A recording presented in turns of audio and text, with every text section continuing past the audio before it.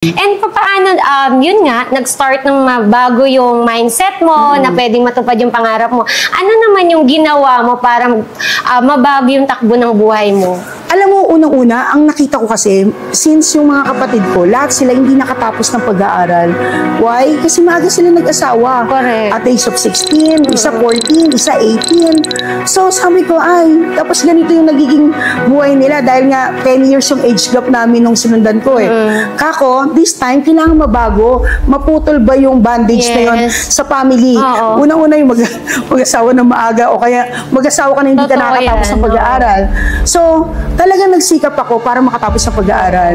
Yun nga, nung ako'y elementary, napili ako na isa sa 2 scholar ng school namin para pag-aralin ng high school. And then, nung high school naman, pagka-graduate ko, naging scholar naman ako ng Rotary Club of Caloocan North. So, hanggang college yun.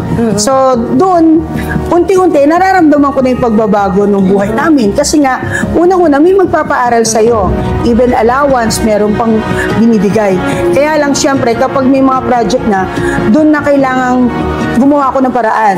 So, pumasok ako maging service crew rin ng Jollibee para maging working student. Ayun palang ginawa mo. Nakita ko tuloy yung sarili ko sa'yo kasi parang ako bunso rin sa magkakapatid and parang sa 12 nga rin na magkakapatid, gusto ko rin maputol yung nangyari. And ang nakita ko sa'yo is talagang nagsumikap. Hindi mo inasa sa mga magulang mo kahit na sabi mo nga kanina, mayaman naman yung tatay mo, may kaya, pero hindi ka umasa sa kanila. Kasi karamihan sa ngayon, parang nangyayari, sinisisi sa kasama. Ay, diba? Sinisisi nila bakit ganito nangyari sa buhay ko kasi hindi ako pinaaral ng magulang ko, wala akong enough na funds, walang pera yung family ko, pero tayo yung living proof or kami yung living proof na wag mo iasa yung buhay mo sa ibang tao. And meron akong gustong i-share lang sa'yo, no? Alam ko, every morning, ang dapat natin gawin, titingin ka sa salamin.